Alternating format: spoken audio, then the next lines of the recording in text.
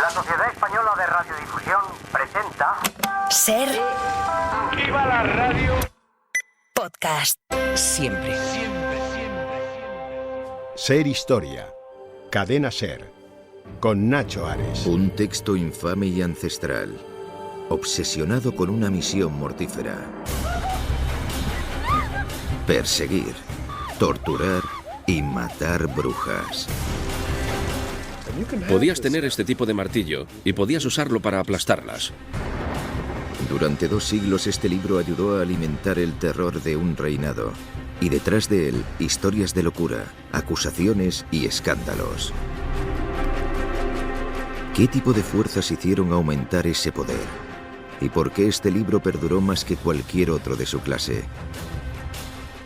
En cuanto se aceptaba la noción de que existía una gigantesca conspiración secreta de adoradores del diablo, cualquier pueblo pequeño podía verse envuelto en una espiral de pánico.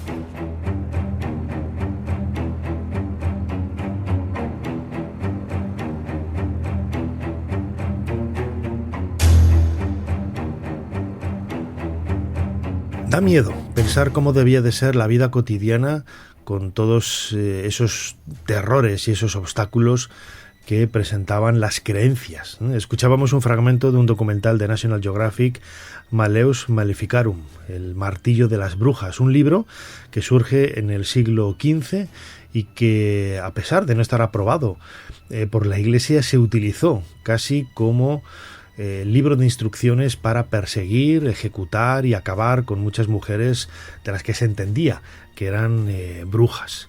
Un libro realmente llamativo y terrorífico. A él vamos a dedicar el cronovisor de nuestro programa de hoy, junto con Jesús Callejo, en un programa, como siempre, en el que habrá muchos más temas con los que intentar hacer un poquito más de historia.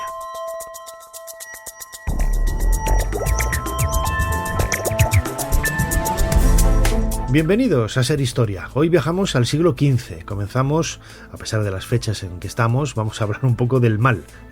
El Malleus Maleficarum es el libro, ese martillo de las brujas que surge en el siglo XV, pero que se utiliza a lo largo de los siglos XVI, XVII, XVIII. Fue prohibido, perseguido, pero hubo infinidad de ediciones y todos lo entendieron casi como una especie de libro de instrucciones, lo decía ahora, para poder identificar, juzgar, perseguir y ejecutar, en definitiva, a miles de mujeres acusadas de brujería. Vamos a hablar también de la Orden de los Caballeros Hospitalarios y su papel en la Edad Media, especialmente en el siglo XIV. En nuestra sección de Historia de la Ciencia, punto 2, vamos a hablar de inteligencia artificial. ¿Dónde surge? ¿Dónde nace? ¿Cuál es el desarrollo que tiene? ¿Y cuál es el futuro que tiene esta inteligencia artificial puesta en boca de todos ya en los últimos meses? Y acabaremos nuestro programa hablando de una figura realmente maravillosa, Bárbara de Braganza, quien podríamos decir que trajo la música más sofisticada a España en el siglo XVIII. Una mujer culta, una mujer que ha pasado de soslayo, la esposa de Fernando VI, un rey en la corte española pues con poca celebridad, pero que su esposa desde luego la merece absolutamente toda, con méritos como los que vamos a descubrir en este programa. Como siempre, soy Nacho Ares y les doy de nuevo la bienvenida a Ser Historia. Comenzamos. Sigue a Ser Historia en las redes sociales. Nos tienes en Twitter, Facebook, YouTube, Instagram y TikTok. @Ser Historia. Y también puedes suscribirte a nuestra newsletter mandándonos un correo a serhistoria@cadenaser.com. Jesús Callejo, una semana más, bienvenido de nuevo a Ser Historia. ¿Qué tal, Nacho? Pues una semana más, aquí presto y dispuesto y teniendo cuidado con nuestras verrugas y nebus, porque esto en su época era síntoma de que a lo mejor habíamos hecho un pacto con alguien. Fíjate, estaba pensando el otro día, el año pasado, el programa que hicimos, que coincidió más o menos con la fecha de Navidad, metimos el tema de la película El Exorcista, que se inauguró en Estados Unidos el día de Navidad. Y este programa coincide con la llegada de los Reyes Magos, que bueno, que no es lo más propicio quizás, pero hablar del Malleus Maleficarum, que es quizá el libro más pernicioso, me lo comentabas ahora, ¿no? A micrófono cerrado, contra las supuestas brujas y los supuestos hechizos que había, no tanto en la Edad Media, ¿no? Porque cuando nace a finales del siglo XV ya estamos a punto de entrar en la Edad Moderna, en el Renacimiento, pero seguía esa mentalidad tan supersticiosa y tan pobre, ¿no? Así es, es una época, y esto llama mucho la atención, es una época, en fin, convulsa por muchas razones, en fin, también se había salido de varias epidemias, de varias enfermedades. Siempre cuando ocurría una cosa de este tipo que era masiva, se asociaba al demonio, se asociaba a que algún pecado habrías cometido, o bien a nivel individual o bien a nivel colectivo, porque esto afectaba, claro, a pueblos y regiones enteras. Entonces había que buscar culpables. Y ya, claro, en algunos sitios el culpable era el judío de turno, el morisco, pero en otros lugares era la bruja. Y la bruja era como un comodín que servía para todo. Menos uno mismo, ¿no? La culpa es del otro, exacto, ¿no? exacto. Lo que decía el otro día, que suena mal, pero cada uno justifica su hijoputez con la religión y con ese tipo de cosas, ¿no? Claro, pero además el que lo justifica es el que hace las leyes, con lo cual siempre se queda a salvo. Normalmente los más psicópatas son los que hacían este tipo de leyes en contra de colectivos para justificar el por qué había una determinada... pues eso, tormenta, o por qué estaban muriendo los primogénitos de ciertas familias. Entonces, claro, el que hacía la ley normalmente era el psicópata de turno, que pues solía ser alguien versado en leyes, pero también en teología, y si lo decían los más sabios, entre comillas, de la época, pues ¿cómo no les íbamos a creer? Y los más sabios estaban obispos, papas y por supuesto, todo tipo de catedráticos, filósofos, incluso escritores. No todos, había algunos que decían, esto es una auténtica barbaridad. Lo curioso es que hasta que se publica el Malleus Maleficarum, también llamado El Martillo de las Brujas, yo creo que es bastante representativo también el título, además hecho por dos dominicos, Sprenger y Kramer, dos dominicos psicópatas y misóginos, que claro, fue para ellos perfecto, ¿no? Porque les autoriza Inocencio VIII, que por cierto de inocente no tenía nada, otro de los papas, en fin, que más ha manchado la silla de San Pedro, pero Inocencio VIII, 3 años antes de que se publicara este libro del Malleus Maleficarum, del que vamos a hablar y un poco de su contenido, él había publicado ya una bula que daba un poco el pistoletazo de salida para la caza de brujas. No exactamente la bula, es una bula del 5 de diciembre de 1484, que se llama Sumes Desiderantes Affectibus, pero sí que deroga algo que hasta entonces iba a misa, y nunca mejor dicho, que era el canon episcopi del año 906, fíjate, del siglo X. El canon episcopi, ya por entonces se oía hablar de brujas. No exactamente la palabra bruja, porque la palabra bruja es una palabra posterior, no surge, o por lo menos no aparece en textos escritos hasta el siglo XIV, pero bueno, sí se hablaba de mujeres que hacían maleficios, se hablaba pues de curanderas, de parteras, de adivinas, en fin, de gente... Siempre mujeres, ¿no? Siempre mujeres, la mayoría eran mujeres, no siempre, pero es verdad que la mayoría de los procesos inquisitoriales que se originan, hay un 80% que son de mujeres, ¿no? Pero por muchas razones, y una era la misoginia, y todo tiene que ver también pues con esa concepción de la Biblia, de que Eva, en fin, es la que nos llevó al pecado original, bueno, todo este tipo de historias. Entonces, lo que se busca es eliminar ese canon episcopi donde aquellos casos donde se hablaba de que había mujeres o hombres que tenían un tipo de relación o de trato con el demonio, que en el fondo eran supercherías, eran supersticiones que no había que hacer demasiado caso porque evidentemente el demonio no estaba por ahí buscando acólitos o acólitas a diestro y siniestro. Esto es lo que elimina directamente Inocencio VIII, pero como no ve que todavía se pueda ejercer un poder mayor dentro de los tribunales eclesiásticos que se estaban instituyendo en aquella época, le mandan a estos dos psicópatas, desde mi punto de vista, estos dos dominicos, Spranger y Kramer, a que hagan este libro, basado en rumores, basado en otro tipo de libros de demonología anteriores, para establecer como una especie de tratado donde cómo detectar a una bruja, cómo hacerla que hable, cómo saber si tiene un pacto expreso o implícito con Satán, etcétera, etcétera. Ahora entraremos un poco más en detalle. Entonces, claro, este libro, que al final se publica en 1487, la primera edición que se conoce es la de Estrasburgo, pues sí que ya no es el pistoletazo de salida, ya es la justificación documental, legal y religiosa para perseguir a todas aquellas personas que tú consideres que han tenido tratos con el diablo y considerando ya la brujería como una herejía. Y esa es una diferencia clave, porque tú puedes ser brujo y, bueno, pues dices, has matado a tu cliente, pues te cae una pena por homicidio, por asesinato. Pero si es herejía, eso es un delito castigado con la propia muerte. Y a partir de ahí es cuando se empieza ya a quemar brujas, no con la misma intensidad en todos los países, porque aquí varía mucho, y luego lo comentaremos, que sean países católicos o que sean países protestantes, es decir, aquellos que aplicaban a rajatabla la Biblia y aquellos que lo consideraban, en fin, más interpretativo. En este contexto es donde sale el Malleus Maleficarum. Muy bien, pues nos vamos a preparar, quizás para escuchar cosas... No, esto es para todos los públicos, por favor, que no se nos asuste nadie, pero desde luego que son cosas que han pasado en la historia y que son para hacérselo ver, ¿no? Jesús Callejo, tenemos delante de nosotros el teclado de nuestro cronovisor. ¿Cuál es la fecha que nos propones en esta semana? La fecha es el 9 de mayo de 1487.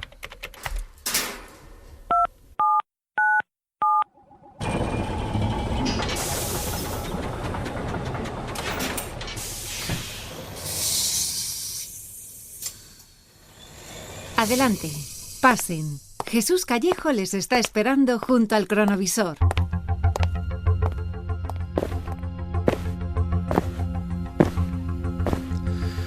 Jesús, acompañamos por los hábitos que llevan dominicos a Kramer y Sprenger, que tienen nombre de autores de cuentos infantiles, pero desde luego no lo son, ¿no? No, muy infantiles no eran y desde luego poco cuento para este tipo de libro, a pesar de que está basado en cuentos, está basado en chismes, está basado en leyendas, en fin. Estamos viendo a Heinrich Kramer y a Jacob Sprenger, estos dos dominicos, que ya han sido nombrados inquisidores con poderes especiales por la bula de Inocencio VIII, y les vemos entrar en la Facultad de Teología de la Universidad de Colonia. Vale. Todavía el libro no está publicado, llevan ya el manuscrito como tal. ¿Por qué? Porque lo que quieren es que les den un poco el visto bueno, como diciendo, bueno, aquí ya hemos hecho este tratado, mirarlo con buenos ojos, porque yo creo que hay que empezar a publicarlo. ¿Y qué ocurre? Pues que la comisión de esta Facultad de Teología de la Universidad de Colonia le echa una ojeada, lo habrá visto con calma y no lo aprueba. Dice que esto es ilegal, dice, y además es inmoral. dice, o sea, ya en aquella época, a finales del siglo XV, en 1487, se dieron cuenta de que este Malleus Maleficarum, el martillo de las brujas, no se ajustaba a la norma, ¿no?, del cristianismo. Claro, no era muy católico, porque a ver, estáis acusando a un tipo, o vais a acusar a una serie de personas para justificar una serie de males que están ocurriendo, en este caso en Alemania, porque estamos ahora dentro de ese ámbito alemán, ¿no? Y aquí viene lo curioso, ¿no? Porque no lo ven correcto el que este libro se llegue a publicar, no le dan el Nil Ostab. ¿Y qué es lo que hace Kramer? Pues que lo publica de todas las maneras y inserta, ¿sabes?, una falsa nota de apoyo cuando se publica, como diciendo que había sido aprobado, había sido consentido por parte de la Universidad de Colonia, lo cual era falso, pero le daba esa legitimidad para que veas el comportamiento moral de esta gente. De hecho, Sprenger, su compañero, era un inquisidor en Alemania que había fundado la Confraternidad del Santo Rosario, es decir, que era una de esas personas con una devoción a la Virgen María, perfecto en ese sentido, pero muy fanática, ¿sabes?, muy estricta, muy de hay que matar al hereje como sea. Y entonces, a pesar de todo, y por eso hemos venido en este momento, este 9 de mayo, a pesar de que no lo aprueban, de que lo condenan como ilegal y como antiético, aún así sale publicado, porque no olvidemos que unos años antes se había inventado la imprenta por Gutenberg, más o menos alrededor del año 1450. Aquí estamos hablando de eso, de unos 30 años después. La imprenta le dio una difusión mayor de la que te podéis imaginar, porque si esto hubiera ocurrido realmente en la Edad Media, pues bueno, ya sabes que habría que hacerlo en escritorio, en hacer copias, pero nunca se hubiera divulgado de una forma tan masiva como se divulgó. Claro, gracias a la imprenta, cuando se publica el Malleus Maleficarum, es que se empieza a convertir en un bestseller, porque desde 1487 hasta 1520 salen 13 ediciones, ni más ni menos. Joder. Y no solo eso, sino que después de unos 50 años fue nuevamente publicada y sale otras 16 ediciones. Es decir, ¿qué quiere decir? Que por morbo, por curiosidad o sencillamente por decir, mira, qué libro más curioso, porque claro, no reparaban en detalles a la hora de justificar las abominaciones que supuestamente hacían este tipo de brujas y con el contacto con el demonio. Describen cómo son los aquelarres, describen infanticidios, en fin, describen una serie de cosas. Está dividido en 3 partes el Maleus Maleficarum, ahora te contaré un poco el resumen de cada una de las partes, pero básicamente se divide como en 3 apartados o como en 3 requisitos que ellos consideraban que una bruja debía ser considerada como tal. Bruja, no hechicera, porque la hechicería es algo distinto. Y los 3 principios básicos en los que tenía que basarse un inquisidor para detectar si estaba delante de una bruja, aparte de unos interrogatorios muy especiales, es que hubiera pacto. Claro, pacto escrito normalmente no encontrabas porque no sabían leer ni escribir, pero bueno, por eso lo de los nunares, lo de los nebus, en fin, lo de los juanetes, todo eso indicaba. Luego, que hubiera un aquelarre, es decir, que hubiera una reunión, un conciliábulo alrededor de un macho cabrío y, por tanto, pues hacer una especie de ceremonia sacrílega de la misa, porque era hacer una misa, pero con todos los símbolos cambiados. Y por otra parte, el vuelo nocturno. Es decir, en ese momento es cuando se empieza a especular y a generar que las brujas, fíjate qué aberración, podían volar montadas en una escoba o en una escóbula. Maleus Maleficarum. Traducción: El martillo de las brujas. 256 páginas escritas en un oscuro latín. Compuesto en 1486, podría decirse que es la enciclopedia y recopilación legal más exhaustiva que jamás se ha escrito con el fin de demostrar que las brujas existen y que deben ser ejecutadas. Era un texto autorizado al que la gente podía recurrir para comprender la brujería y darle sentido a este fenómeno. Durante los siglos XVI y XVII, con una tirada que se cree superior a las 30.000 copias, el martillo de las brujas se extendió por toda Europa como una plaga. Con el tiempo, las ideas del libro llegaron incluso al Nuevo Mundo. Al final del periodo de caza de brujas, el martillo había enviado aproximadamente a 60.000 víctimas a la muerte. Pero ¿cómo se convirtió en una Biblia para cazadores de brujas tan infame y mortífera? El Maleus Maleficarum tuvo numerosas reediciones que fueron leídas por mucha gente. Y seguro que muchas de esas personas ya habían oído hablar de brujería, pero aún albergaban dudas, y así quedaban convencidas. La búsqueda comienza hace más de 500 años, con uno de los cazadores de brujas más notorios de la historia. Alguien al que muchos llamaban perturbado o incluso loco. Se trata de Heinrich Kramer, su nombre en latín Institoris, un reconocido inquisidor y futuro autor del Martillo de las Brujas, un libro que demostrará que las brujas se guían por la debilidad y la lujuria, los caminos mediante los que el diablo toma forma. Las brujas deben ser erradicadas y quemadas. Será la última reivindicación de Heinrich Kramer, un libro de venganza que acallará a sus críticos para siempre y que convencerá al mundo. La Biblia de los cazadores de brujas.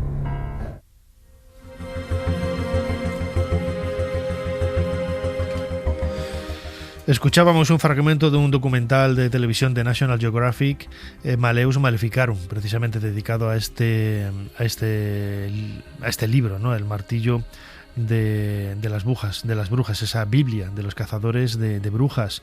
Y acababas tu discurso antes de este corte, Jesús, hablando de ese vuelo de la escóbula, de la brújula. Es el podcast de Jesús, en Podium Podcast, os lo recomiendo desde aquí. Yo encima de la mesa me he traído la bruja en la escoba, ¿no? De Playmobil, como tiene que ser, por favor, claro que sí. Y es en esta época entonces cuando nace esa idea del vuelo, porque me parece tan tonto, pero mira, ya sabemos de dónde viene, ¿no? De ahí viene. De hecho, la primera representación que hay de una bruja montada en una escoba, que es un libro miniado francés, es del siglo de principios del siglo XV, o sea que hasta ese momento no aparecen por lo menos representaciones gráficas como tal. O sea que es a raíz de un poco de todo esto, ten en cuenta que, como te decía antes, el Malleus Maleficarum está basado en rumores que fueron detectando, y sobre todo cuanto peor fueran los rumores, pues más credibilidad le daban, ¿no? Entonces, uno de los rumores es que que volaban en escobas, que se metían por las chimeneas y que a partir de ahí pues embrujaban, hechizaban, y sobre todo a los más indefensos, que eran los niños, pero también a los animales, por ejemplo, de granja, porque evidentemente estamos hablando de familias agrícolas, donde si moría también un animal de granja, yo sé, un caballo, una vaca, un cerdo, pues también era una desgracia. Entonces se atribuían maleficios a este tipo de animales. O si caía una tormenta de granizo y arrasaba todo el sembrado, ¿no?, o la mies que tú habías plantado, pues también era una desgracia, ya que había que atribuirla a alguien.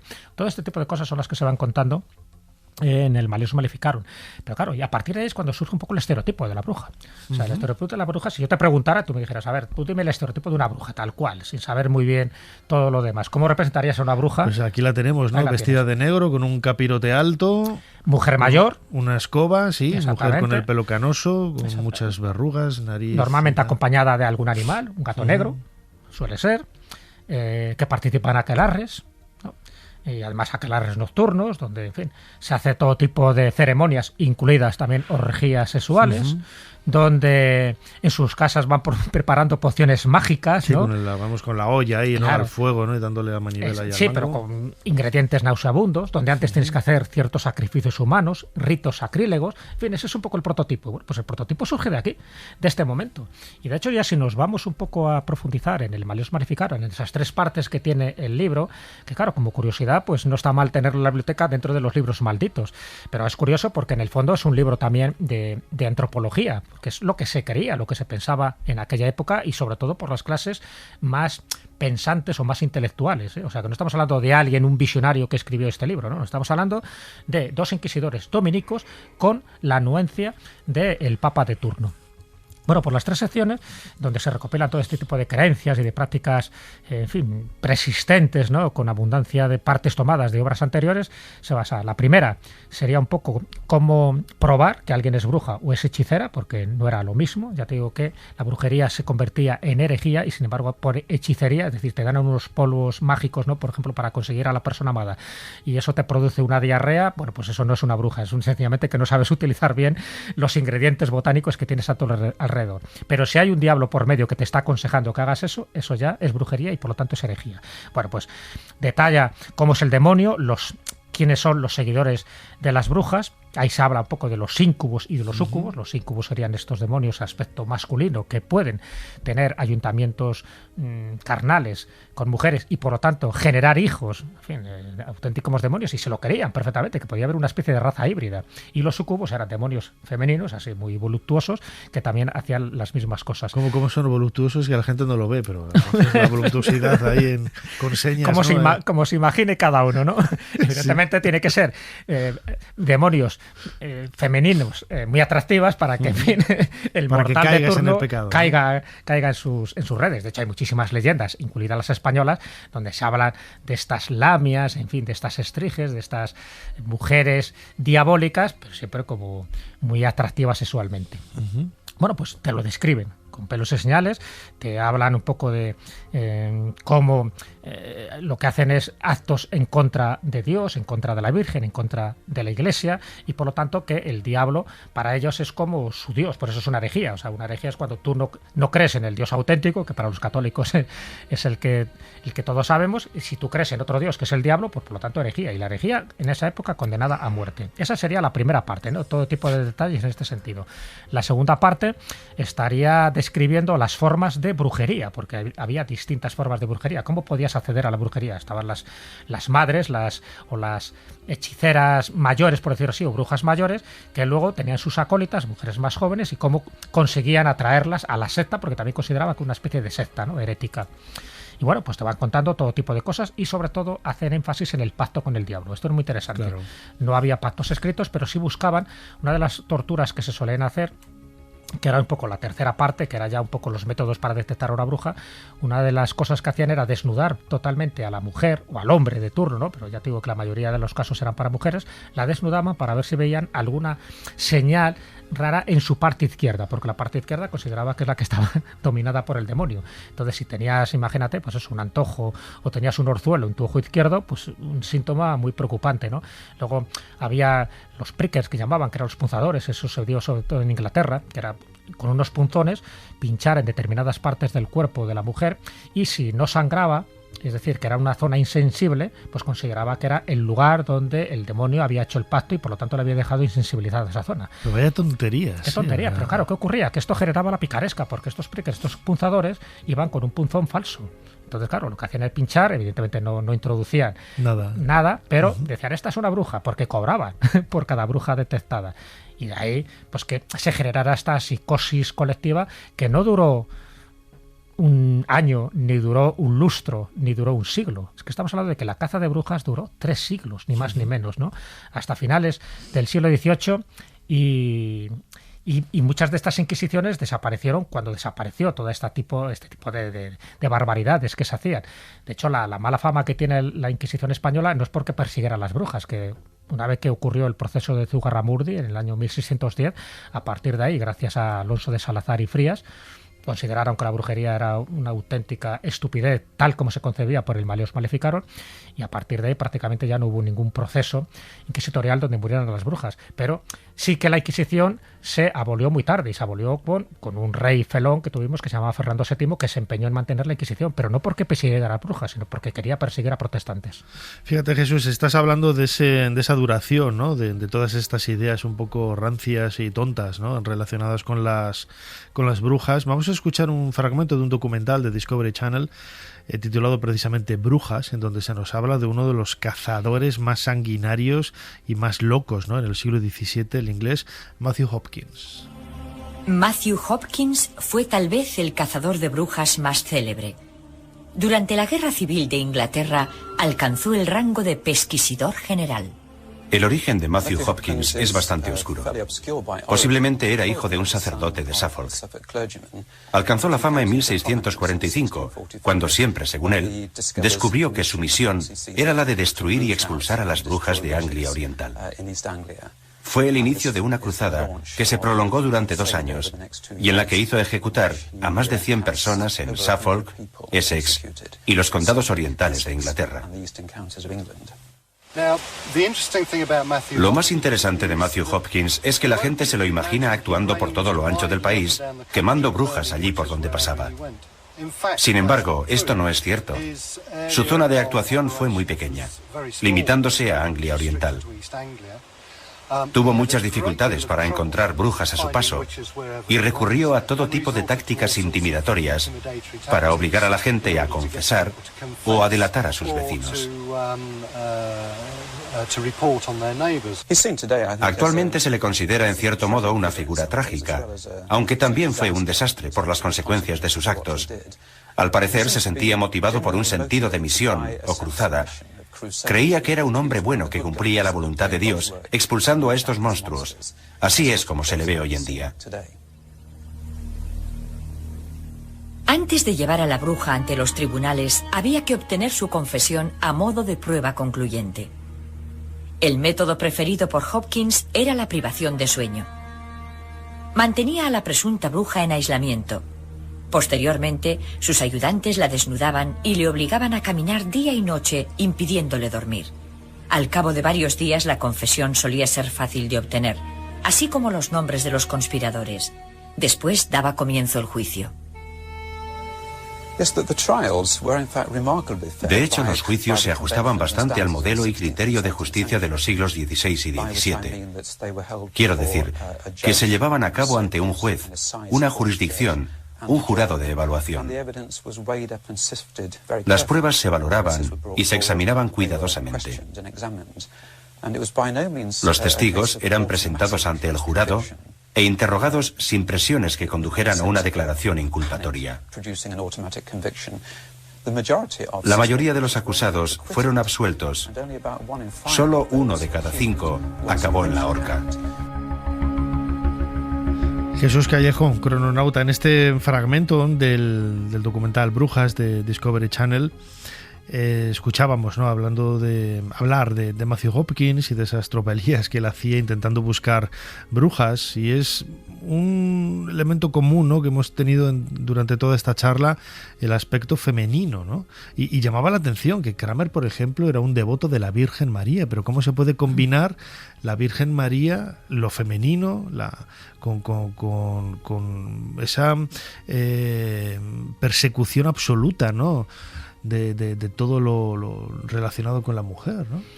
Bueno, llovía sobre mojado, ¿eh? Muchísimos teólogos, incluso santos, ya habían manifestado pues una cierta animadversión hacia la mujer, pensando que muchas veces a través de la mujer, que era más fácil, por ejemplo, que el demonio pudiera conseguir su voluntad, y a través de la mujer pues conseguir que los hombres pues fueran un poco a esa secta, ¿no?, herética que te acabo de comentar, que sería la brujería. Esa es un poco la idea que subyace todavía en el siglo XIX y a comienzos del XX en el espiritismo.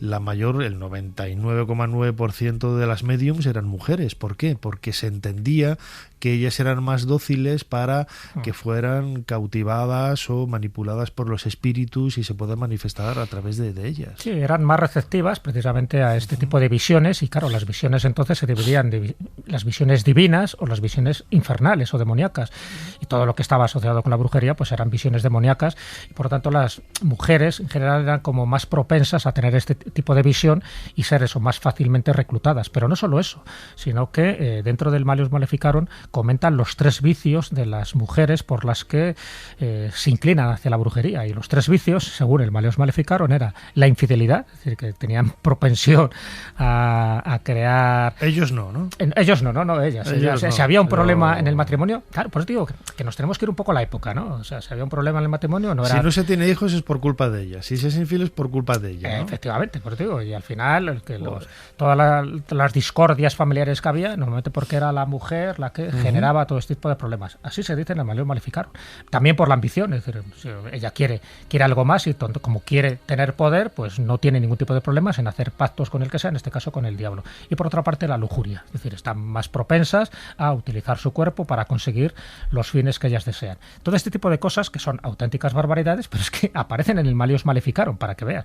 Incluso se habla de 35 torturas diferentes que se hacían a este tipo de encausados, ya digo, hombres y mujeres, no descartemos que también había hombres que se les atribuía todo tipo de maldades, y se hacían eco de los rumores públicos. También es verdad que eliminaban acusaciones maliciosas, ¿eh? También se daban cuenta de que había muchas veces revanchas o inquinas contra alguien, y esta es una bruja, ¿por qué? Porque sí. Pues no, si tú acusabas falsamente a alguien, te las veías y te las deseabas para salir también indemne de aquello.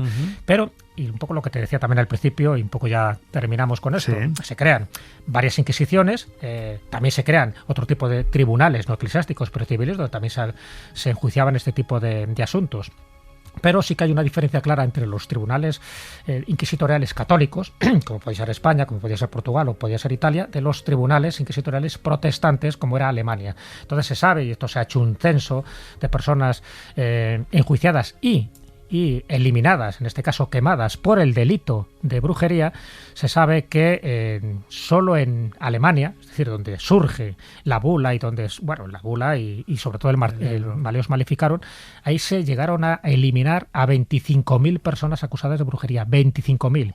Cuando si tú sumas los enjuiciados, encausados y ejecutados en Italia, en Portugal y en España, no llegan a 1.000. Es decir, te quiero decir que muchas veces hay que valorar con un criterio objetivo y sano este tipo de estadísticas, donde es verdad que a España se le ha cargado muchas veces el San Benito de la Inquisición, pero en cuanto a persecución de brujas, España no fue especialmente dañina ni fue especialmente perniciosa. El Malleus Maleficarum, el martillo de las brujas, nacido en 1487 de la mente perversa y retorcida de Kramer y Sprenger, dos sacerdotes dominicos. Nada tiene que ver la orden dominica de ahora con lo que había entonces, desde luego que no, y están haciendo hoy un trabajo realmente extraordinario en muchos lugares del mundo. Yo tengo muchísimos amigos dominicos, pero bueno, era el tema que hemos abordado en estos minutos del cronovisor de Ser Historia junto con Jesús Callejo, crononauta, amigo, como siempre. Muchísimas gracias una vez más por habernos ayudado a hacer un poquito más de historia. Un placer, como siempre. Nos vemos la próxima semana.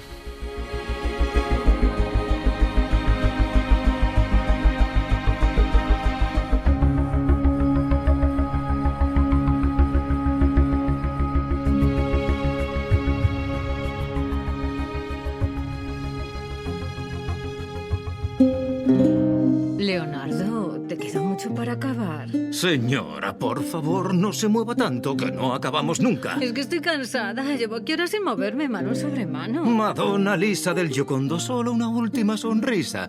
No es más que un pequeño esfuerzo para luego pasar a la historia del arte. Ser Historia con Nacho Ares.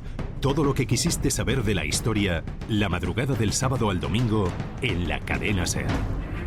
En Tierra Santa se alza un nuevo reino, erigido por los cruzados, siervos devotos del Santo Estado.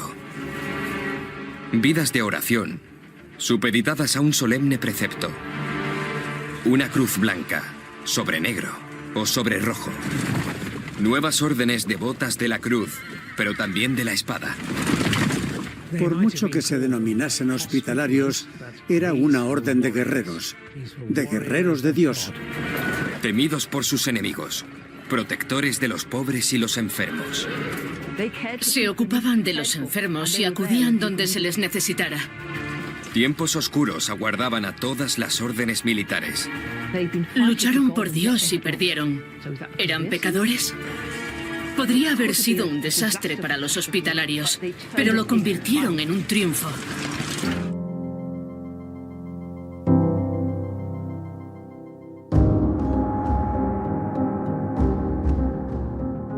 Continuamos en Ser Historia y lo hacemos como solemos hacer en muchas ocasiones, en esta ocasión escuchando un fragmento de un documental, Los Caballeros Hospitalarios. Una orden militar de caballeros con ese trasfondo religioso que marca un poco pues algunos de los momentos clave, ¿no? de la historia medieval. Precisamente ese entorno, ese contexto es el que recoge el libro, la novela publicada por HarperCollins, de la que queremos hablar aquí en los próximos minutos, que es Angelicus, publicada por HarperCollins, como digo, y cuyo autor, Joaquín Molina, ya nos atiende. Joaquín, bienvenido a Ser Historia. Muchas gracias, Nacho. Lo comentaba ahora, ¿no? Estamos en el año 1319, en ese primer tercio del siglo XIV. Es un momento convulso, ¿no? en la historia de Europa.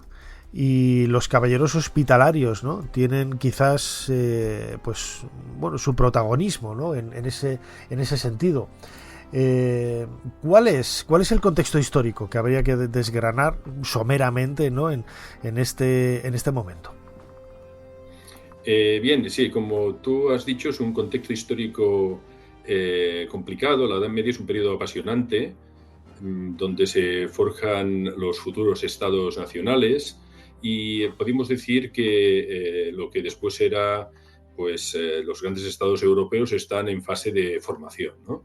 Entonces ahí hay una serie de conflictos, de choques, hay un gran combate que ya venía de lejos entre el tema de la supremacía temporal o la supremacía de la Iglesia, si el Papa tenía que estar por encima del emperador, o al revés, ¿no? Esto provocó muchas tensiones.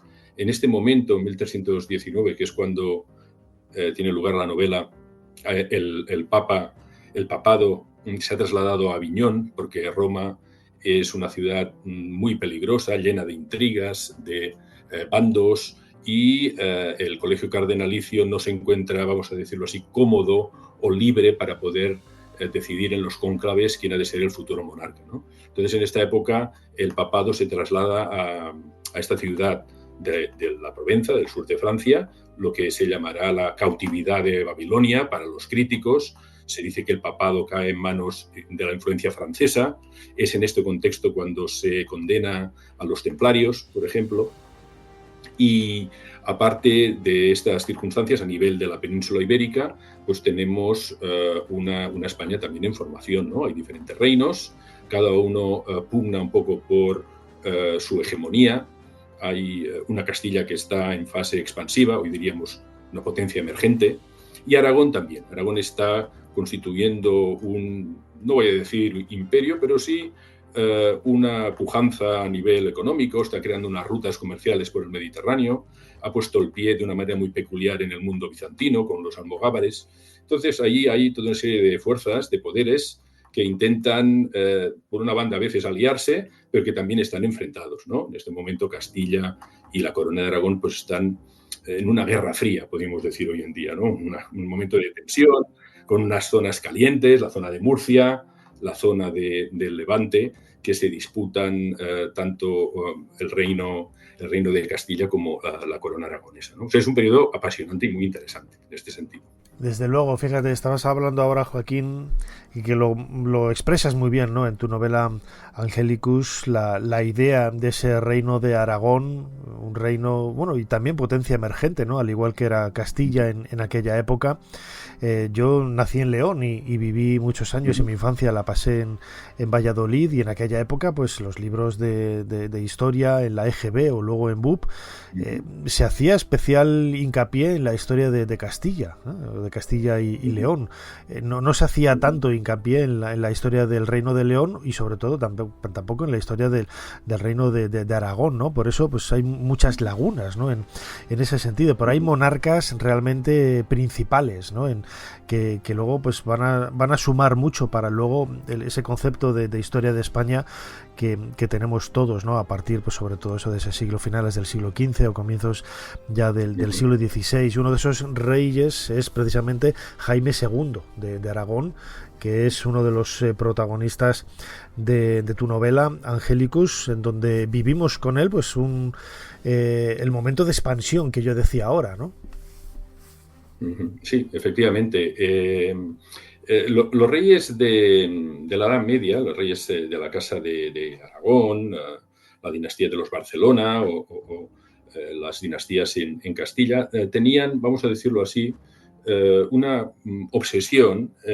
Ellos siempre se fijaban en una especie como de objetivo que era la unión peninsular, es decir, en esta época hay toda una serie de intelectuales, de cortesanos, áulicos, de gente que ya viene de las primeras universidades, que introducen el romanismo, es decir, las leyes, vamos a decirlo así, de origen clásico, sustituyendo todo el conjunto de leyes germánicas o visigodas. Y entonces ahí entra la historia o el concepto de Hispania y de volver otra vez a la unidad peninsular. Entonces, una manera de conseguirlo era a través de los matrimonios. Que esta preponderancia genealógica cayera del lado de las dinastías, de la dinastía aragonesa o de las dinastías castellanas, estaba por ver.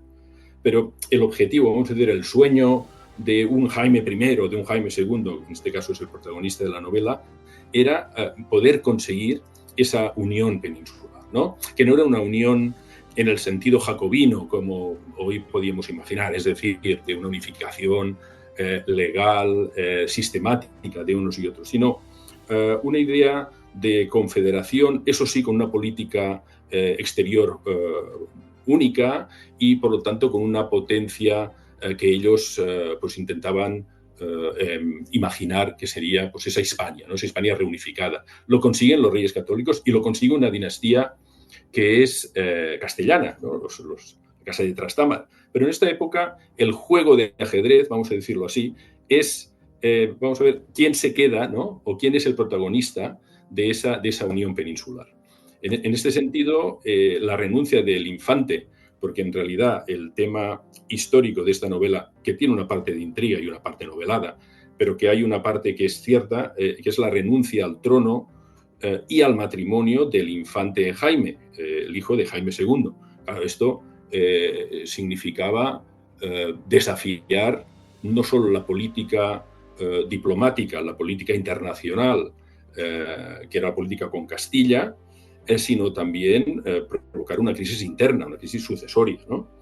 En este sentido, el 1319 significa un terremoto desde este punto de vista, ¿no? Y como dices tú, para acabar, yo también soy de la EGB y es cierto que del EGB y del BUP, ¿no? Y del CO, y es cierto que se hacía una historia, vamos a decirlo así, desde el presente, entendiendo que lo que había sido importante es la Casa de Trastámara y esa unificación, ¿no?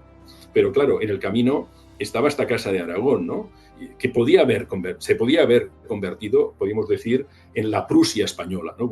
La Prusia que unificó a Alemania, pues también podía haber sido desde Castilla, donde hubiera tenido lugar el impulso. Pero bueno, ahora nos meteríamos en circunstancias de por qué fue Castilla, era más potente, tenía más dinamismo económico, Aragón estuvo muy castigada por la peste, entró en decadencia precisamente en el momento en que se crean los estados nacionales en el siglo XV, ¿no? Pero sí, para mí es un periodo fascinante, ¿no? Claro, lo acabas de comentar un poco, ¿no? Ese momento de ruptura, quizás, de las esperanzas que había en esa unificación de todo, ¿no? Viene cuando el infante se hace caballero y niega, ¿no? Niega su derecho al trono, quizás por no buscarse problemas o que veía realmente en aquella época que quizás lo que más le iba a llenar como experiencia vital era ese aspecto religioso, ¿no? Porque siempre hablamos, lo escuchábamos, ¿no?, al principio en esa introducción de ese documental, los caballeros hospitalarios, las órdenes militares eran militares pero tenían un trasfondo religioso enorme, ¿no? Y claro, era lo que empujaba y sustentaba un poco la creencia del momento.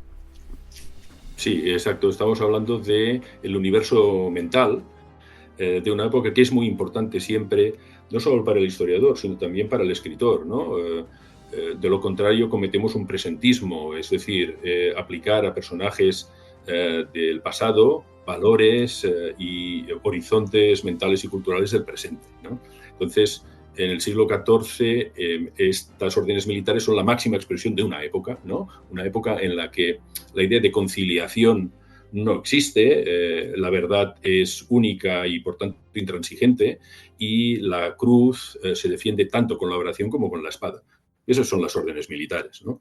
Y bien, la portada precisamente de esta novela y la gente de los diseñadores de HarperCollins pues han creado esta portada muy sugerente, ¿no? Donde se ve esta cruz, precisamente, esta cruz octógona, que es la cruz de una de estas órdenes, ¿no? No la del hospital, no la de los templarios, sino la del hospital, ¿no? Cuando fue prohibida la orden del Temple por el rey de Francia y después también, siguiendo su estela, otros reyes europeos, los bienes en Aragón, los bienes de la orden del Temple pasaron al hospital.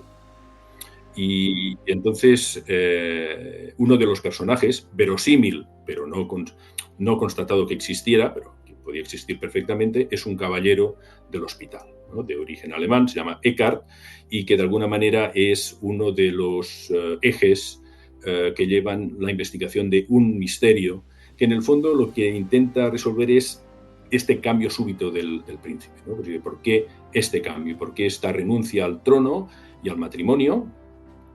Aquí entramos ya en el terreno de lo posible, en el terreno de las teorías. No soy el primero que plantea la posibilidad de que hubiera algo más que la pulsión religiosa, en el caso de esta decisión del infante. Claro.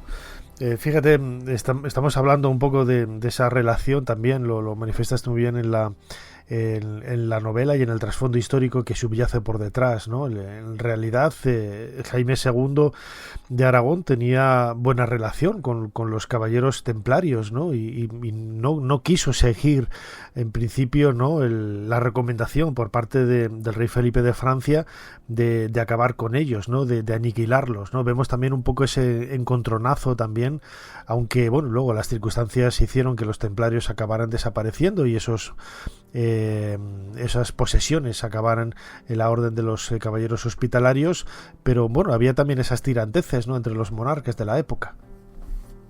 Sí, claro, y Jaime II, pero todos los monarcas también. En aquel momento en Castilla hay una regencia, Alfonso XI es todavía pequeño, y su abuela, María de Molina, una mujer extraordinaria, muy... hoy diríamos que sería una mujer empoderada, ¿no? Pero ya existían en el siglo XIV y muy empoderadas. María de Molina tuvo que lidiar con una nobleza levantisca que estaba constantemente conspirando y pudo mantener unido el reino y defender los derechos de su nieto, ¿no? Una mujer muy inteligente. Jaime II también lo era, inteligente, pragmático, y él al final acaba, efectivamente, como tú comentas, cediendo y prohibiendo la orden. Tenía que estar bien con Francia porque Jaime II lo que quería acabar con el terrible problema que su padre había empezado con la conquista de Sicilia y con la guerra con los Anjou y el Papa, que había excomulgado al rey de Aragón. Entonces, Jaime II quería acabar con ese problema. Eso acaba con una paz que se llama la paz de Añani, que es una especie de compromiso, vamos a decirlo así, como la paz de Yalta, ¿no? Es decir, una especie de no nos vamos a hacer daño, vamos a respetar algunas zonas, ¿no? Pero naturalmente, para su visión geopolítica, Francia seguía siendo el enemigo potencial, pero quería estar bien. Entonces, él dice, bien, tampoco va a pasar nada porque los bienes de la orden templaria pasarán al hospital y entonces yo voy a crear otra orden, fíjate si era inteligente, y crea la orden de Montesa. Y entonces se queda, la orden de Montesa la crea el propio Jaime II, una orden española, y entonces los bienes que habían quedado en manos de los hospitalarios como, vamos a decirlo así, herederos del temple, pasan ahora a la orden Montesa, que es al rey. Con lo cual era muy listo, ¿no? Desde luego. Desde luego que sí, porque nos genera un escenario, claro, hay que verlo también un poco en el contexto de la época y sobre todo por los problemas que había en aquel momento con las cruzadas, la peste que llegará en breve y sobre todo esas luchas, ¿no?, políticas con un supuesto trasfondo religioso, pero con una importancia económica muy grande, ¿no? Porque cuando el infante, el hijo de Jaime II, decide abandonar la sucesión al trono, claro, su matrimonio con Leonor de Castilla pues se viene abajo, ¿no? Y era quizás la primera idea, ¿no?, de conectar ese reino de Aragón y de Castilla para unificar un nuevo estado, un nuevo país en el futuro, ¿no? Todo eso también suma para describir ese aspecto tan convulso que tiene este siglo XIV. Efectivamente, sí. El reto, como tú sabes, también como escritor, es mantener, vamos a decirlo así, el rigor histórico, ¿no? y hacerlo ameno, hacerlo didáctico, respetando lo que sería el bastidor del cuadro. Esto no se puede mover, ¿no? Y explicárselo al lector de una manera inteligible, de una manera natural, sin cargar mucho las tintas en lo que ya podía deslizarse hacia un ensayo. Entonces ahí está el tema, ¿no? Es decir, contenerse, explicarlo quizá con la voz de un narrador, explicarlo a través quizá del diálogo de algún personaje, es decir, dar las pinceladas de lo que es el trasfondo. En un escenario teatral sería el decorado de fondo, y entonces hacer mover a los personajes en este entramado con más libertad. Estos serían los personajes inventados, verosímiles, hacerlos hablar cómo podían hablar en la época, hacerlos pensar cómo debían pensar en la época, pero manteniendo un poco esa trama fija, ¿no? Esas coordenadas, ¿no? Es una época muy interesante, ¿no? Y el reto está ahí, ¿no? El reto es ese, es explicar todo eso, explicar también la mentalidad de la época, una época precientífica en la cual pues lo místico y lo religioso se colaban en la vida real, ¿no? La presencia del maligno, la presencia de lo milagroso podía estar presente detrás de una tormenta, detrás de cualquier incidente de la vida cotidiana, ¿no? La brujería también, como una manera también de exorcizar, en fin, una sociedad para mí muy apasionante, que es esta sociedad medieval, muy cercana a nosotros en algunos aspectos, pero también muy lejana desde este punto de vista de la percepción de la realidad, ¿no? Y de los valores. Un montón de ingredientes apasionantes que son los que forman y conforman esta novela Angelicus que hemos querido comentar y presentar con ese trasfondo histórico del Reino de Aragón en el siglo XIV, sus contactos con otras potencias del Mediterráneo, con Castilla, y en definitiva una historia muy nuestra y realmente espectacular. Angelicus, publicada por HarperCollins, la última novela de nuestro invitado Joaquín Molina. Joaquín, como siempre, muchísimas gracias una vez más por habernos ayudado a hacer un poquito más de historia. Muchas gracias a vosotros, muy amables.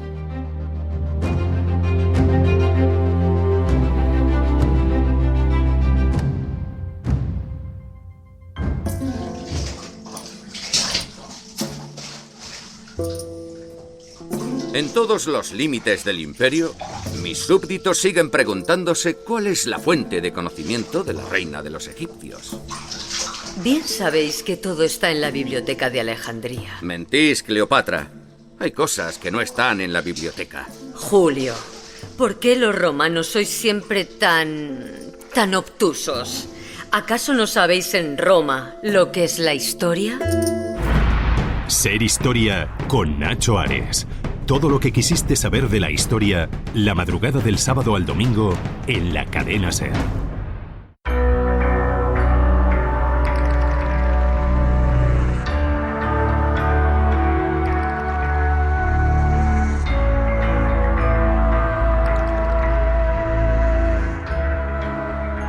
Pasamos de página en nuestro particular libro de historia aquí en Ser Historia en la cadena SER, y lo hacemos como de costumbre cuando nos adentramos en el mundo de la ciencia, de su historia, en esa historia de la ciencia 2.0 que tenemos cada pocas semanas con el doctor Pablo Arias, físico. Pablo, una vez más, bienvenido de nuevo a Ser Historia. Bien hallado, Nacho, es un placer.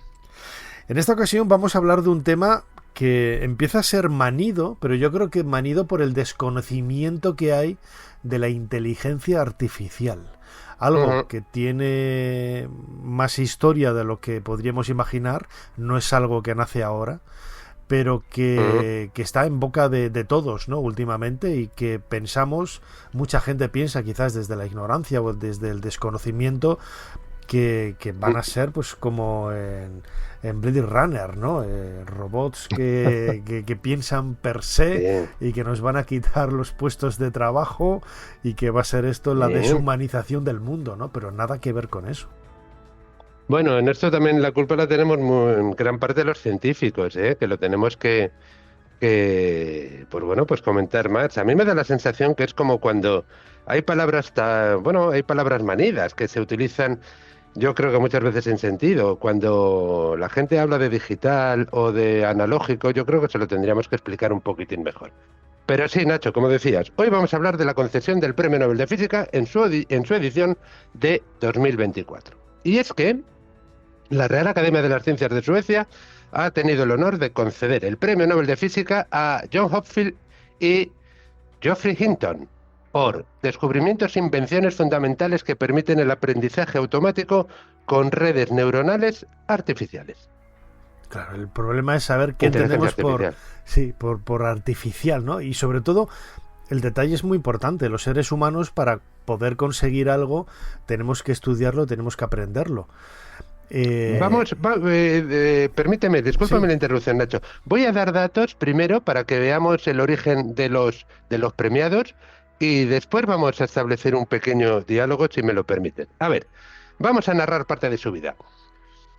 John Joseph Hopfield nació en Illinois en 1933 y es un físico estadounidense que es reconocido por la red que lleva su nombre, la red de Hopfield. La red de Hopfield se utiliza para el aprendizaje de máquinas. Cuando hablo de máquinas estamos hablando de ordenadores. Y las curiosidades que a mí me gustan.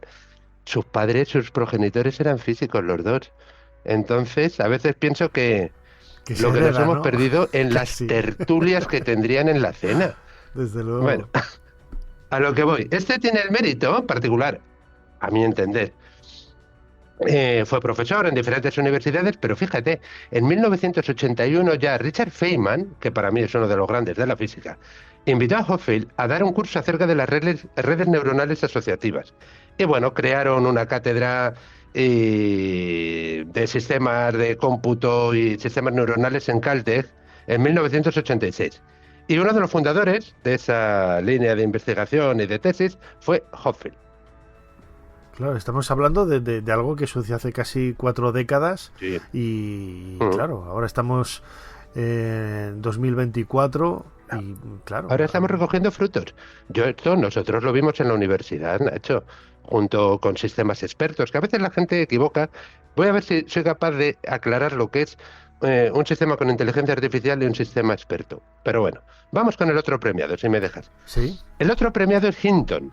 Que a su vez, nació en el Reino Unido y se graduó en 1970 en el King's College de Cambridge pero fíjate qué curioso, Nacho, con una licenciatura en artes y en psicología experimental. Y esto es muy importante. Luego volveremos. Pero después se fue a Edimburgo y es ahí donde sí que obtuvo el doctorado en inteligencia artificial en 1977. Fue premio Princesa de Asturias, ex aequo, en 2022. Y la obsesión de ambos fue siempre estudiar cómo funciona el cerebro para tratar de replicar estos mecanismos en ordenadores. Y en 1972 ya acuñaron el concepto de red neuronal. Yo he de decir que me perdonen los dos sabios ya premiados con el premio Nobel, pero yo añadiría siempre red neuronal artificial. Y creo que eso lo tenemos que hacer. Además, tengo entendido, ¿no?, que el Hinton abandonó un poco precisamente esta investigación por el miedo, ¿no?, que él veía a la utilización que se pudiera hacer de esta inteligencia artificial. Pero yo lo he comentado muchas veces, un cuchillo puede ser utilizado para cortar jamón, para cortar alimento, también puedes cortar el cuello de una persona, no quiero dar ideas, ¿no? Sí. Pero depende un poco de la utilización que tú hagas de esa herramienta. Pues mira, es que todo tiene que ver, Nacho. Si te he dicho que antes era destacable que antes de obtener el doctorado en Edimburgo, que él se había licenciado en Cambridge con una licenciatura en psicología. Pues sí, él después creó una empresa, que esa empresa se la ha comprado Google por un pastizal, y a él lo pusieron en la cúspide. Y ya, en 2023, una vez conseguido el reconocimiento de la Princesa de Asturias y más reconocimientos internacionales, en 2023 abandonó la primera línea de investigación y daba algunos argumentos de por qué tenía miedo del desarrollo sin control de este tipo de conocimientos, de la aplicación de la inteligencia artificial. Y él decía, por ejemplo, tenía miedo. Algunos de sus peligros era la generación de noticias falsas y que estaba causando grandes divisiones en la sociedad. Otro de ellos era la pérdida de empleo o peligros inminentes como que podría ser una forma de inteligencia mejor que la de los cerebros biológicos. Yo ya te digo desde aquí, la capacidad que tiene un ordenador dotado con inteligencia artificial, bien programado, que eso también lo quisiera aclarar, porque cuando hablamos de inteligencia artificial es como cuando hablamos de un programa de ordenador, o cuando antes decían, no, esto se hace por ordenador. Bueno, depende de cómo esté programado, porque nosotros tenemos algunos procesadores de texto que nos gustan mucho, que se acomodan a nuestro modo, y otros que son horribles. Entonces, es decir, no hay un programa único, pero también Hinton decía que lo pueden utilizar los políticos para aterrorizar a la población. Bueno, de hecho ya lo hacen. Y dice, esto es muy curioso, por eso te decía lo de su formación previa. Él decía que no hay una buena trayectoria de cosas menos inteligentes controlando cosas de mayor inteligencia. Es decir, nosotros los humanos, los sapiens, utilizando ordenadores que tienen una capacidad de inteligencia muchísimo mayor. Nos enfrentamos, Nacho, y esto es verdad, nos enfrentamos a un futuro en que nosotros vamos a tratar con unas máquinas que tienen una capacidad increíble, pero ya lo hacemos. Nosotros ahora tratamos con ordenadores que tienen una capacidad de almacenamiento memorístico, bueno, es que no me gusta utilizar la palabra infinito, pero tremendamente superior a la nuestra, y convivimos bien. Te voy a decir una cosa y comenzamos el debate, si me permites. Una vez, en el archipiélago de Hawái, en la isla de Oahu... A mí esto me parece buenísimo, pero buenísimo. Sí, es que es muy bueno.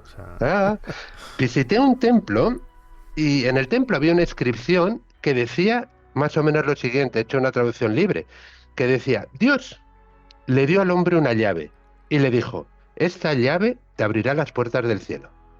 Pero añadió, pero ten cuidado, esta llave también abre las puertas del infierno. Y la pregunta, Nacho, que viene es, ¿debe el hombre tener la llave o no? Depende del uso que se quiera hacer de ella, ¿no? Como siempre, claro. O sea, la llave puede, lo que decíamos antes del cuchillo, ¿no? Puede servir para cosas muy buenas y para cosas muy malas.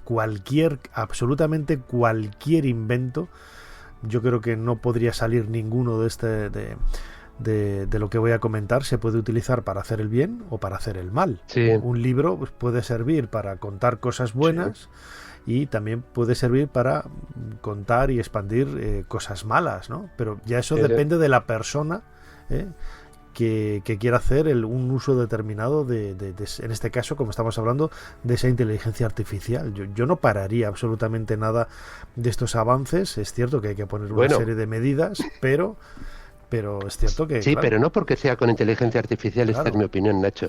A ver, cuando estaba diciendo, uno de los temores de Hinton, dice que puede ayudar a difundir noticias falsas. Bueno, noticias falsas las tenemos desde que el hombre es hombre. De lo que se trata es de, bueno, pues de regular qué pasa aquel que crea o difunde noticias falsas. Claro, en la que antigua eso ya Roma... lo podemos hacer en un orden civil, político y demás, pero al hombre, a ver, no, la frase tan manida de no le puedes poner puertas al campo, es que no le puedes dar al hombre un paso atrás en una conquista técnica. No vas a poder. La podremos regular, pero no vamos a poder. La inteligencia artificial va a entrar en todos los órdenes de nuestra vida, ya está, de hecho. Ya está, y pero va a años. entrar con una profusión muchísimo mayor. Mira, en física... Ay, es que claro, espera, que es que quiero decir una cosa para nuestros oyentes. Vamos a entender, a ver, ¿qué entendemos por inteligencia en primer lugar?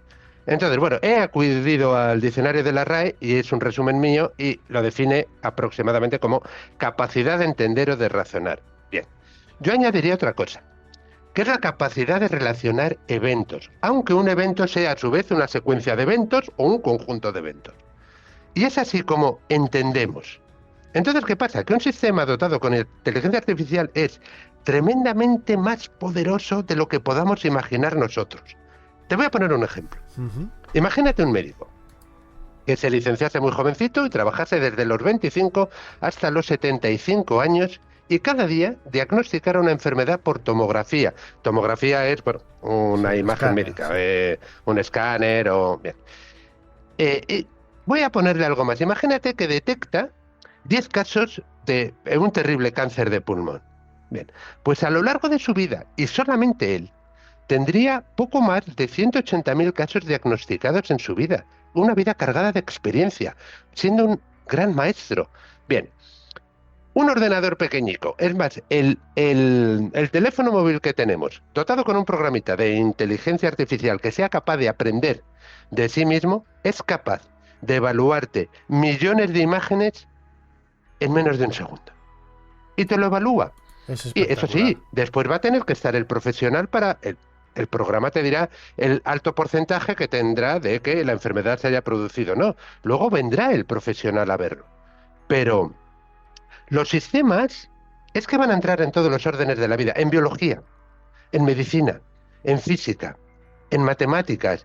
Es más, en el tuyo, por ejemplo, ¿tú te imaginas? En egiptología, ¿no?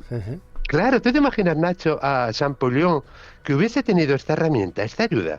Claro. Bueno, en vez de tardar 20 años en descifrar la escritura jeroglífica, esas pequeñas claves que fue obteniendo a partir de prueba-error, pues seguramente un ordenador se lo hubiera dicho en 0, claro. Sí, y le hubiera dirigido. Es más, mira, hay una cosa que a los hombres nos fascina mucho, que son los idiomas. Con sistemas dotados con inteligencia artificial, algunos idiomas como el ibérico-tartésico, como el etrusco, como idiomas que no conocemos ni siquiera la gramática, estos serían capaces de proporcionar una ayuda, vamos, inestimable. Luego ya el hombre decidirá si sí o si no. Digo más, en zoología, estamos fascinados con los sonidos de las ballenas o de los delfines cuando se comunican entre ellos o los pájaros. Un sistema de estos será capaz de aprenderlo por sí mismo. Y nada, pues 100% a favor, pero también, como decía Hinton, puede ser utilizado para malas cosas, porque la perfección va a ser tal que vamos a tener muchas dudas en reconocer si un texto es leído por uno o por otro autor, nos lo vamos a creer.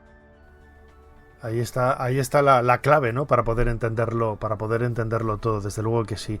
Vamos a confiar en ella. Desde luego que nos va a dar muchísimas alegrías. Y eso era un poco, ¿no?, lo que queríamos comentar sobre ese trasfondo histórico de la inteligencia artificial en esta nueva entrega con el doctor Pablo Arias, físico. Como siempre, Pablo, muchísimas gracias una vez más por habernos ayudado a hacer un poquito más de historia. Muchas gracias, Nacho, de nuevo por ayudar a difundir la ciencia, y este capítulo, como es obvio, va dedicado a Hinton y Hopfield, y que enhorabuena por el premio.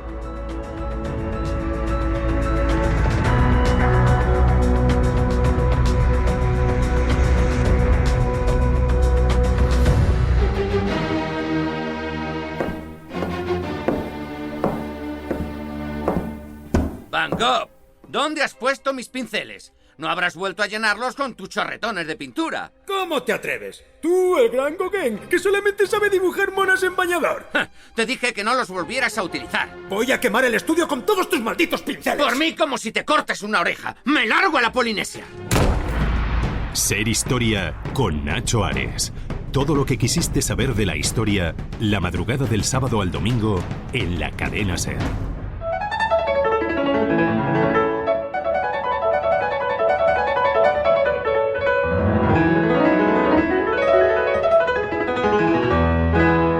La música que escuchamos ahora mismo de fondo es una sonata de Scarlatti, interpretada por Andrea Molteni, el pianista Andrea Molteni. Eso nos va a hacer viajar al siglo XVIII, y aun siendo un nombre italiano, la figura de Scarlatti está muy relacionada con la música. Incluso toda la corte, toda la nobleza de aquella época tenía pues un vínculo muy directo precisamente con la música, con los grandes compositores. La corte de los Borbones, bueno, pues atrajo a muchos grandes compositores y a artistas, músicos, al reino de España, y es lo que hace, ¿no?, que en esa época pues fluyan y confluyan vidas, que en ocasiones se convierten casi en vidas paralelas, como diría Plutarco, pero también con personajes realmente sorprendentes y con un trasfondo cultural, histórico y casi mágico increíble, ¿no?, que es como por ejemplo la figura de Bárbara de Braganza, que nació en Lisboa en 1711 y falleció en Aranjuez en 1758, a quien vamos a dedicar este bloque, y lo vamos a hacer a través de una novela que ha publicado La Esfera en los últimos meses, cuyo autor, Luis Antonio Muñoz, ya nos está atendiendo. Luis, bienvenido de nuevo a Ser Historia. Pues un placer estar aquí con vosotros, con vuestra audiencia, y la verdad es que encantado de poder charlar y de poder sacar a la luz a este personaje tan interesante, y diría que bastante desconocido. Desde luego que sí. Tu novela La partitura de la reina, publicada por La Esfera, hace especial hincapié, ¿no?, en esta figura, Bárbara de Braganza. Ahora hablaremos, ¿no?, pero es una de las figuras más importantes de la historia de España, de esa primera mitad del siglo XVIII, por la unión tan directa, ¿no?, que tenía con la corte, con el rey, y sobre todo por su vínculo con la música. Uh-huh. Sí, es cierto. La verdad es que es una figura tremendamente desconocida en España, de lo cual podríamos culpar, si se puede decir así, a Isabel de Farnesio, que fue su suegrastra, que encontró en ella una especie de enemiga que en el fondo implicaba, pues, por decirlo de una manera sencilla, el tapón que impedía que sus hijos reinaran, o los hijos de sangre de Isabel de Farnesio reinaran en España. Entonces, ¿qué ocurrió? Pues que se encontró con la figura de Bárbara junto a la de Fernando, el que será Fernando VI, y en cierta medida eran los que impedían que se pudieran realizar sus planes. Eso hizo que la figura de Bárbara sea, como bien dices, muy importante, porque todo su reinado está alrededor de la idea de la paz. No hubo ningún conflicto bélico en el reinado de Bárbara y de Fernando, pero también muy desconocida, porque Isabel se encargó de que todo lo que tuviera que ver con la reina pues prácticamente quedara no olvidado o enterrado, pero sí muy poco referenciado en la historiografía posterior. La figura de Bárbara de Braganza, como decías ahora, pues es uno de los pilares, ¿no?, para poder entender la historia de España en esa primera mitad del siglo XVIII. Era una mujer con una personalidad pues cautivadora, con una sensibilidad muy especial, aunque bien es cierto, ¿no?, que cuando se contrató el matrimonio con quien sería Fernando VI, Fernando no la había visto nunca físicamente, ¿no? Y casi como que él decía que la habían engañado, ¿no? Que habían, quizás imaginamos, ¿no?, esos pequeños retratos que había de corte, para que no había fotografías, lógicamente. Entonces hacían retratos, muchas veces idealizando a la persona retratada, ¿no? Y que cuando la vio, pues con esas marcas de viruela y un físico pues quizás poco agraciado, dijo: yo no me caso, dijo, yo salgo corriendo y me voy. Pero al final hicieron muy buena pareja. Bueno, esto, digamos que todo lo que es la relación entre ellos dos está contado un poco, casi diría, de una forma mitológica, así tal y como lo estás narrando. Los documentos históricos que remiten a la descripción de Bárbara vienen por parte de embajadores, a la descripción de Bárbara en el entorno cortesano en el que ella se casó. Entonces, es verdad que el embajador, cuando habla de Bárbara y la ve en persona en la boda, porque el doble intercambio de princesas, hubo una doble boda que se hizo al lado de Badajoz, entre Badajoz y Elvas, encima del río Caya, siguiendo un poco los protocolos de la corte. Bueno, pues en este intercambio sí que es verdad que hay una especie como de descripción en el que se basa el embajador para decir que tiene la cara picada de viruelas y que parece que no ha despertado como mucho entusiasmo en el Fernando, que por entonces era príncipe de Asturias. Pero hay que recordar que realmente eso no fue la boda. La boda se hizo anteriormente y se hizo por poderes, con lo cual el intercambio era el acto físico de reconocimiento y de, bueno, incluso de las propias familias, ¿no? Que suponía un ritual enorme y brutal en el que se gastaba mucho dinero. Después se producía la ceremonia de velaciones, que se llamaba, que era pues la ratificación por parte de las iglesias correspondientes. Al ser una doble boda, se hicieron en Lisboa y en Badajoz. Casi muy poca gente también conoce que hubo una boda real en la Catedral de Badajoz. Y después de esa ratificación y de la consiguiente noche de bodas es cuando ya se consideraba consumado el matrimonio en grado extremo. Efectivamente, sí que es verdad que hubo una historia con los retratos que se hacían, pero formaban parte del protocolo. El retrato de Bárbara se retrasaba y es el embajador Capechelatro, que está contado dentro de la novela, el que tiene que llevar una negociación como para decir: oye, vamos a hacer este retrato, pero que estáis tardando, qué es lo que ocurre, no sé qué y tal.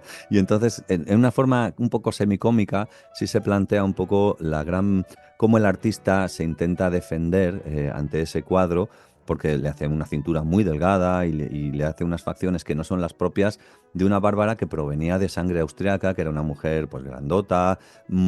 Podría considerarse de un cierto atractivo, unos ojos azules muy bonitos, pero es verdad que no respondía a los criterios estéticos de lo que eran los retratos de corte y los personajes de corte, que eran pues las infantas típicas pequeñitas, etcétera, de facciones muy, muy suavizadas. Y eso sí que pudo en Fernando generar no tanto un rechazo de salir corriendo, porque no podía salir corriendo, porque era un matrimonio dinástico y no había dudas. O sea, esto era indudable, ya estaba hecho y era bueno para los dos países, ¿no? De hecho, hay una historia muy curiosa, que es la de Isabel de Farnesio, que a la hija que casa en esas dobles nupcias, que es Marianina, la infanta, la había mandado para casarla con el delfín de Francia, y la repudiaron desde Francia porque la mandó con 4 años. Y claro, no tenía edad, por supuesto, de dar un heredero a la corona francesa. Y entonces le salió rana el plan a Isabel de Farnesio, le devolvieron a Marianina y fue entonces cuando pergeña el plan de hacer ese doble enlace con lo que tenía, porque Luis I fue el rey que reinó, el hermano mayor de Fernando, reinó solo 8 meses y cuando se trastoca ese plan, pues la única puerta que queda abierta es la de Fernando, que era como el hijo tímido de Felipe V. Y aparte su madre ya había muerto, de la que se habla también muy poco, María Luisa Gabriela de Saboya, y en ese contexto es donde Bárbara pues aparece como una especie como de necesidad de crear ese vínculo con ese Portugal que después de la Guerra de Sucesión pues prácticamente incluso se había planteado invadir España a través de Ciudad Rodrigo. Imagínate tú ese contexto de pacificación. Son unos reyes que luego serán un reinado de paz, lo que se consideraba desgraciadamente un síntoma de debilidad. Quizás hubo paz porque no había mucho dinero. España estaba completamente casi en bancarrota. con un Farinelli que llega precisamente para curar, entre comillas, a Felipe V y que se queda como una especie de ministro de cultura de la corte, y Bárbara y Fernando le aceptan como una persona que podría haber sido repudiada por estar a las órdenes de Isabel. Y cuando exilian literalmente a Isabel de Farnesio en la granja, Isabel no se va a vivir allí porque quiere, no, la exilian allí después de que lanza un montón de bulos y dice que la reina Bárbara se ha acostado con Farinelli, etcétera, un montón de cosas que surgen allí que no se sabe de dónde salen. Pues en ese contexto es donde el reinado de Bárbara y de Fernando va a ser un espacio de paz hasta que muera en Aranjuez, y Fernando al año siguiente, 1759, muere precisamente, al hilo de lo que tú preguntabas, prácticamente de amor. Se abandona, y en el castillo de Villaviciosa se deja morir porque no llega a soportar del todo la muerte de su reina, de la reina, la mujer que reinó con él. Sí, fíjate, has mencionado a Farinelli. La música que escuchamos de fondo es de Domenico Scarlatti. Los grandes músicos del momento estaban en España. Esto es llamativo, ¿no? La propia Bárbara de Braganza, corrígeme si me equivoco, siendo apenas una niña, precisamente le trajeron a Scarlatti para darle clases de música. Eso es. Bárbara empieza a recibir clases de música, había recibido unas anteriores, pero es a través de la llamada de João V, del rey João de Portugal, que empieza a recabar un montón de diamantes, de dinero, que viene de Brasil, de Minas Gerais, etcétera, cuando la corte portuguesa comienza a aflorar como una nueva potencia en el sentido estructural del dinero que empieza a recibir siendo una potencia colonial, ¿no? de América. Entonces, en ese contexto, João V era un apasionado de Roma y específicamente del Vaticano, hasta tal punto que manda a hacer una maqueta a escala en Lisboa, y que consigue, entre otras cosas, algo muy importante, que es nombrar a la iglesia de Lisboa iglesia patriarcal, que es algo así como un segundo nivel por debajo del Vaticano, ¿no? Es como una especie de sucursal directa del Vaticano. En ese contexto consigue traer o llevar más bien a Lisboa a Domenico Scarlatti, que empieza a hacerse cargo de la capilla real de músicos alrededor de todos los rituales de Portugal, y además empieza a dar clase de música tanto al hermano Antonio, al hermano de João, del rey, como a Bárbara cuando tiene prácticamente 9 años. Y es que la circunstancia de que Bárbara de Braganza se va a ver acompañada toda su vida por Domenico Scarlatti. Domenico Scarlatti solamente volverá una vez a Italia, que es donde se casará con una, vamos a decir una mujer, pero era prácticamente una niña, que tenía casi la misma edad que la reina, 17 años, y él tenía pues casi no llegaba a 40, ¿no? Algo común en el siglo XVIII y que hoy en día pues se ve desde otra perspectiva y con otra mirada, pero entendiendo el contexto, vuelve Scarlatti de nuevo a Lisboa y es donde se produce la boda, y a partir de ahí va a estar prácticamente toda su vida con ella, y ella va a tener toda su vida acompañada de Scarlatti, que es un poco todo ese background que se cuenta en la novela de esa relación a través de un viaje, que es un viaje que hace la reina Bárbara el 2 de mayo de 1758 a Aranjuez, en el que será su último viaje, porque ya de Aranjuez, después de ese viaje que salían desde el Buen Retiro, ya no va a volver. Entonces ella va a morir en Aranjuez. Y todo ese desarrollo... Vaya, nos has contado el final de la novela. Bueno, es que las personas mueren. Esto yo lo dejo aquí para que los oyentes lo sepan. Las personas mueren y esto suele pasar casi siempre. Otra cosa es si el asesino es el mayordomo, ¿no? Claro. Entonces, como sí sabemos esa fecha, a mí me generaba un poco esa manera bonita de contar esa especie de flashback en ese viaje en la carroza, donde por circunstancias se va encontrando con algunos personajes y ella va recordando su vida. Una vida en la que no solamente ella aprendió música y estuvo pues muy vinculada a aspectos de la cultura que quizás otras mujeres del momento a los que no tenían acceso, ¿no? La propia biblioteca de Bárbara de Braganza, la protagonista de tu novela La partitura de la reina, ya nos está hablando de una mujer intelectual, sofisticada, con muchos intereses, pues quizás fuera, ¿no?, de la normalidad que había en aquella época en una mujer. Ujú. Sí, esto es probablemente una herencia de lo que ella recoge tanto de su madre como de la educación que tenía o que tuvo en la corte, ¿no? Llegó a hablar 5 idiomas. Por ejemplo, a modo de curiosidad, el francés era el idioma que se hablaba en la corte española, porque Felipe V era esencialmente un rey francés, aunque nos lo quieran vender como un rey español. Es precisamente ese contraste junto, o más bien en contra de Fernando, el que genera una postura de, bueno, pues como de estar en contra de estos dos personajes que implicaban una apertura y sobre todo una mirada de la monarquía más nacionalista. O sea, Fernando se diferencia de Felipe, de su padre, en que llega a ser más español en el sentido de que no tiene tanta referencia en la corte francesa. Y el papel de Bárbara en este complemento, ¿no?, de este personaje que es Fernando VI es importantísimo. Y efectivamente, como dices, ella, que no pudo tener hijos, estuvo juzgada de manera muy dura por parte de la sociedad española por no poder dar un heredero a la corona. De tal manera que cuando no dabas un heredero a la corona, no tenías derecho a ser enterrada como reina en un panteón real, sino como infanta. Y ante ese hecho es la propia Bárbara la que decide hacer su propia tumba en las Salesas, que es donde está ese monasterio, que ella misma fue la principal, generadora de este convento a través de unos terrenos que compra y donde se va a poner su mausoleo y donde va a estar enterrada incluso en la actualidad. Así que si los oyentes de tu programa quieren ir a ver la tumba de Bárbara de Braganza, pues allí en la iglesia de las Salesas en Madrid, justo en la calle Bárbara de Braganza, es donde está ella enterrada junto al rey Fernando VI.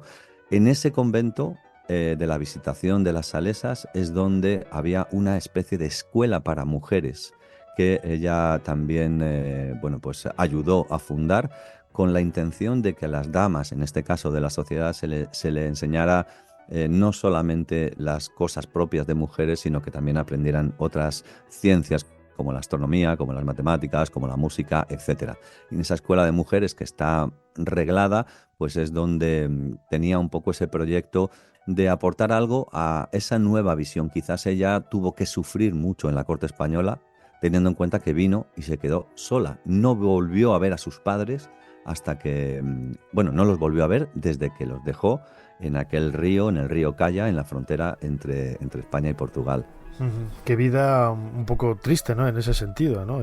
Quizás es muy bonito idealizar la vida de una princesa, de una reina, de un rey, pero la verdad es que los problemas y los inconvenientes a los que se ven sometidos en muchas ocasiones pues son bastante duros, ¿no?, desde el punto de vista de un ser humano, ¿no?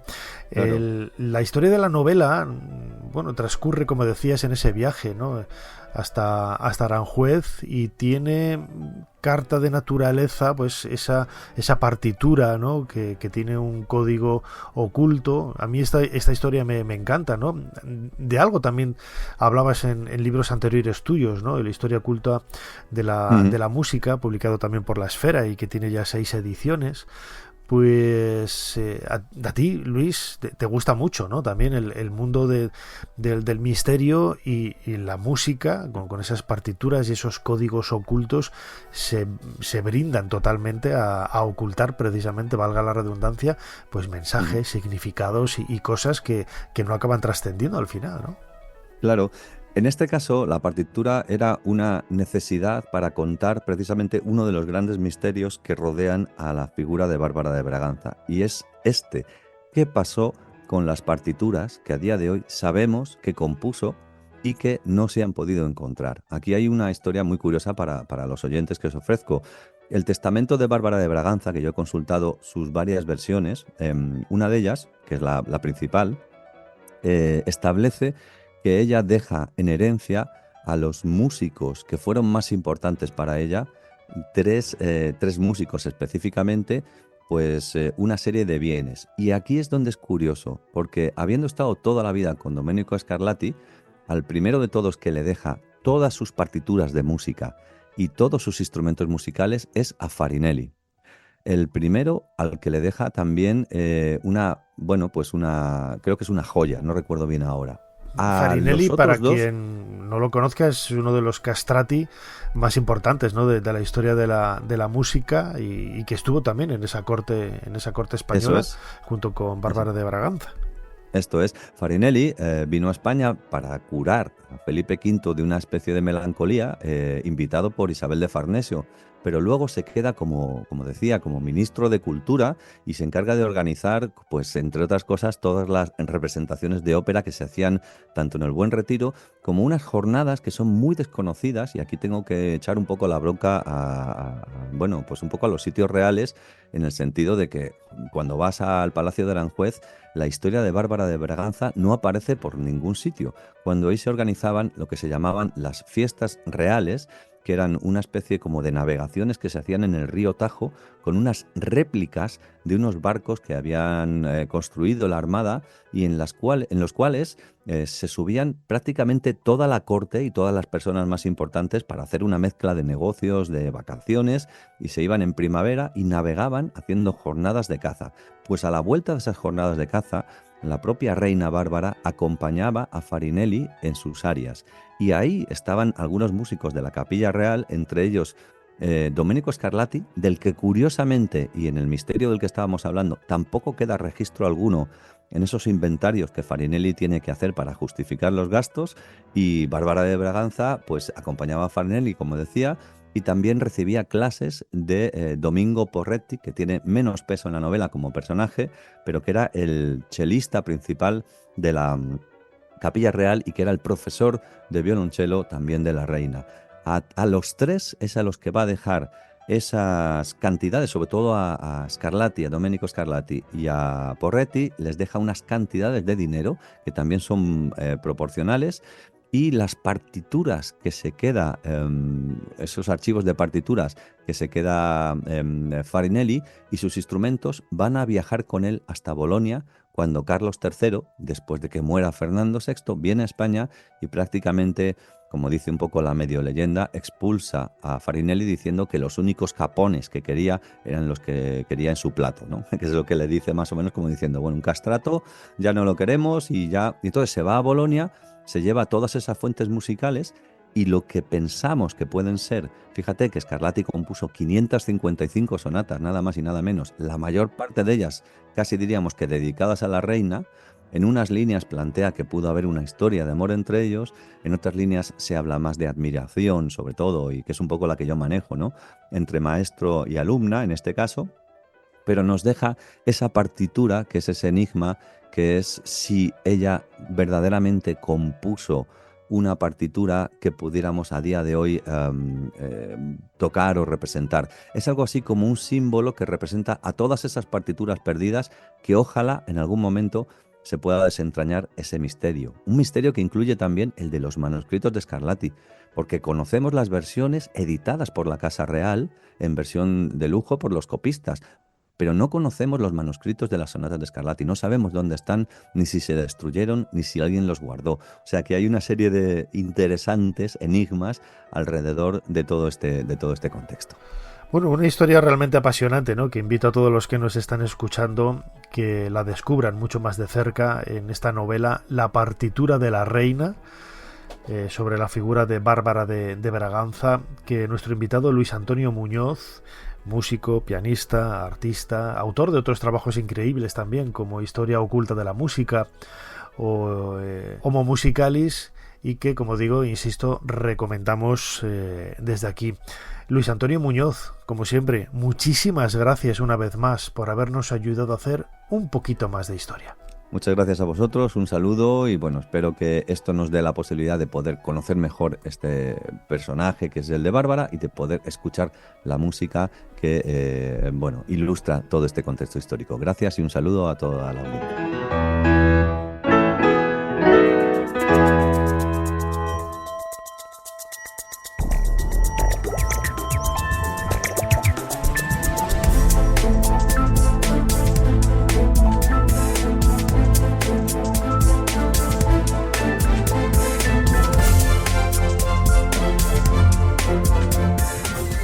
Llegamos al final de este nuevo programa de Ser Historia, el número 840.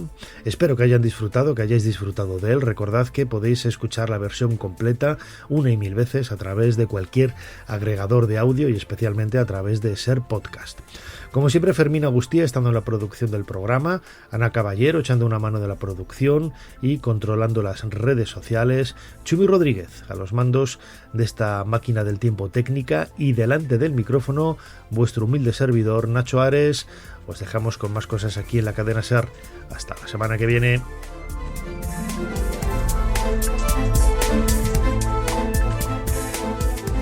Suscríbete a Ser Historia. Todos los episodios y contenidos adicionales en la app de Cadena SER y en nuestros canales de Apple Podcast, Spotify, iVoox, Google Podcast y YouTube. Escúchanos en directo en la SER los domingos a la 1:30 de la madrugada. Cadena SER. La radio.